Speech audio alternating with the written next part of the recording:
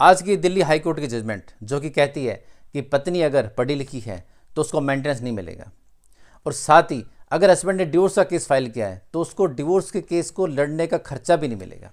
आइए जानते हैं कि जजमेंट क्या कहती है, क्या इस जजमेंट के फैक्ट्स हैं। नमस्कार दोस्तों, मैं हूं एडवोकेट धीरज कुमार का स्वागत करता हूं आज की वीडियो में।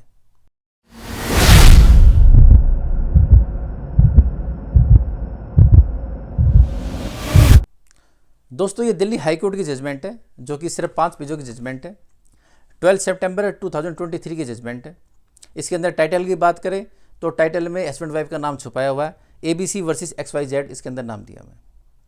अगर अंदर जाते हैं, फैक्ट्स की बात करते हैं तो 3 सितंबर 2019 का ऑर्डर है जो कि वाइफ के खिलाफ गया था फैमिली कोर्ट का। वाइफ उसको लेकर हाई कोर्ट में आती है और हाई कोर्ट उस ऑर्डर को भी डिक्लाइन कर देता है, वाइफ की पिटीशन को डिसमिस कर देता है। तो इसके अंदर अगर अंदर फैक्ट देखें तो हस्बैंड वाइफ की शादी हुई थी 21 अप्रैल 2014 को। शादी होने के बाद गृहस्थी नहीं चलती है और हस्बैंड डिवोर्स का केस फाइल कर देता है वाइफ के अगेंस्ट में।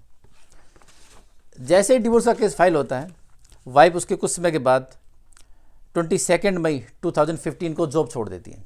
ये कोर्ट में कहती भी मैंने जॉब छोड़ दिया, मैं नौकरी नहीं कर रही हूँ। उसके कुछ समय बाद केस सेटल हो जाता है और हस्बैंड अपने डिवोर्स केस को विड्रॉ कर लेता है। मतलब कि 6 फरवरी 2016 को हस्बैंड अपना जो डिवोर्स केस था सेटल करके वाइफ से विड्रॉ कर लेता है। लेकिन उसके 3 महीने बाद ही वाइफ कंप्लेंट कर देती है। इसके बाद फिर हस्बैंड को लगता भी अगर वाइफ ने कंप्लेंट कर दी, इसको गृहस्थी नहीं बसानी, तो वो फिर से डिवोर्स केस फाइल कर देता है। मतलब ये डिवोर्स की सेकंड पिटीशन हस्बैंड की जो फाइल करता है, अब इसमें केस चलता है। हस्बैंड जैसे ही अपना डिवोर्स की पिटीशन फाइल करता है, अब की बार वाइफ इसके अंदर सेक्शन 24 हिंदू मैरिज एक्ट की एप्लीकेशन लगाती है। ये सेक्शन कहता है कि इस सेक्शन में वाइफ को एक तो केस लड़ने का खर्चा, क्योंकि हस्बैंड ने डिवोर्स का केस फाइल किया है तो वाइफ को केस लड़ने का खर्चा और साथ में मेंटेनेंस का ऑर्डर वाइफ को मिल सकता है। तो इसके लिए वाइफ एप्लीकेशन लगाती है कि मुझे 35,000 रुपीज़ तो एज ए इंटरिम मेंटेनेंस चाहिए और 55,000 रुपीज़ मुझे केस को लड़ने का खर्चा चाहिए। तो वाइफ की एप्लीकेशन आती है तो कोर्ट उसको डिसमिस कर देती है, इस बात को कहकर कि भाई आप कमा सकती हैं। अब इसके अंदर जो सबमिशंस आती है हाई कोर्ट वो देखती है कि भाई वाइफ ने पहले MPhil की हुई थी और शादी के साथ साथ उसने PhD की एक प्रोफेशनल डिग्री भी ली है। ऐसे में वाइफ बहुत ज़्यादा पढ़ी लिखी है। भाई PhD तो लास्ट डिग्री है, इसके बाद और क्या रहेगा, एज ए डॉक्टरेट। लेकिन जो हस्बैंड है वो सिर्फ ग्रेजुएट है और साथ में 12,000 रुपीज़ उसकी सैलरी है, जो कि एक ज्वेलरी डायमंड ज्वेलरी शोरूम है, उसके अंदर वो काम करता है। नेक्स्ट पैराग्राफ में आते हैं तो उसके अंदर फिर वही वर्ड है कि भाई वाइफ हाईली क्वालिफाइड है, ये चीज़ सामने आ जाती है, हस्बैंड से ज़्यादा पढ़ी लिखी है तो काम कर सकती है। नेक्स्ट पैराग्राफ में आते हैं, उसमें हस्बैंड कहता है कि भाई ये MP Udit Raj Connaught place में है कई जगह, उसमें के अंदर ये काम करती है, कोई CD की भी आती है। लेकिन इसके अंदर जो मेन चीज़ है वो ये है कि हस्बैंड ने ये दिखाया कि वाइफ काम करती है, लेकिन कोई ऐसा डॉक्यूमेंट नहीं आया जिसमें कि कोई सैलरी वाइफ के अकाउंट में आती है। इसके बावजूद भी ये जजमेंट हस्बैंड के फेवर में है।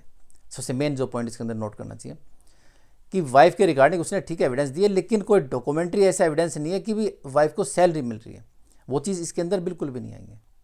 लेकिन इसके बावजूद भी हस्बैंड के फेवर में जजमेंट आई है।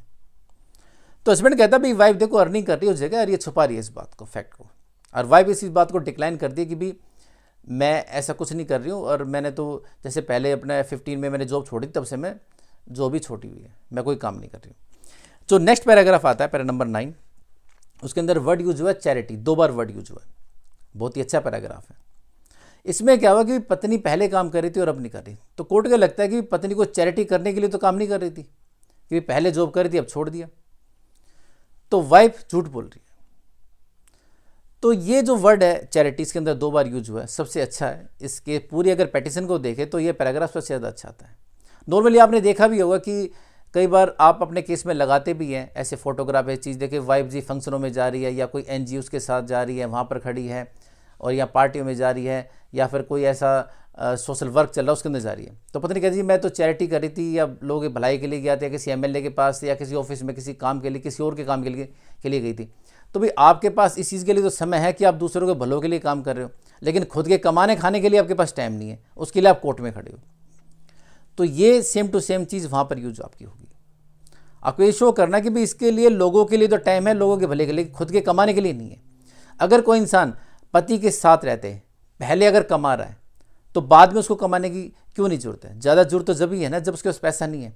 हस्बैंड के साथ है तो हस्बैंड है केयर टेक के लिए, लेकिन अगर हस्बैंड नहीं है तो ज़्यादा पैसों की ज़रूरत है। इसके बाद ही वो नहीं कमा रहा है, वो मना कर रहा है, तो समझ लो वो छुपा रहा है। सेम चीज़ यहाँ पर आती है। इसके बाद नेक्स्ट पैराग्राफ में जाते हैं, तो वही वाइफ क्वालिफाइड है। फैमिली कोर्ट ने जो बात कही है बिल्कुल सही कही है। अब इसके अंदर एक जजमेंट का भी जिक्र आता है, ममता जायसवाल वर्सेस राजेश जायसवाल 2000 की जजमेंट है। उसके बारे में बताया कि 24 की जो एप्लीकेशन थी उसको डिक्लाइन किया था कि वाइफ पढ़ी लिखी है। इसके अलावा नेक्स्ट पैरा में भी एक रूपाली गुप्ता वर्सेस रजत गुप्ता 2016 की जो जजमेंट थी उसका भी जिक्र आता है कि उसके अंदर भी वाइफ क्वालिफाइड थी, तो उसको डिक्लाइन कर दिया था कि उसको मेंटेनेंस नहीं मिलेगा। इसके बाद जो नेक्स्ट पैराग्राफ आता है उसके अंदर सेम फैक्ट आ जाते हैं कोर्ट के कि भी उनको लगता है कि भी पत्नी पढ़ी लिखी है और वो इंटाइटल नहीं है कि उसको मेंटेनेंस मिले, और इसी तरह से जो वाइफ की पेटिशन थी उसको डिसमिस कर दिया जाता है कि वाइफ पढ़ी लिखी है, क्वालिफाइड है, कमा सकती है, पहले भी जॉब कर रही थी। अब देखिए अब इस जजमेंट को यूज़ कैसे करना है।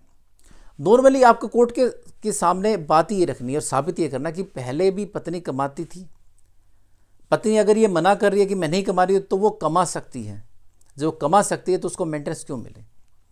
जैसे जजमेंट में जज साहब ने सोच करके जजमेंट को पास किया हुआ है, ऐसे ही फैक्ट आपको कोर्ट के सामने रखने हैं और इसी तरह से जजमेंट को आपको कोर्ट के सामने पेश करना है।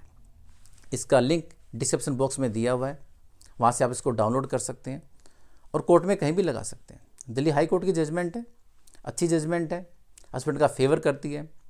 तो वाइफ अगर पढ़ी लिखी है और उसको मेंटेनेंस नहीं मिला तो नॉर्मली ऐसे मैटर बाद में सेटल हो जाते हैं। तो दोस्तों जजमेंट को डाउनलोड करके यूज कीजिएगा। आशा करता हूँ आज की वीडियो आपको पसंद आएगी।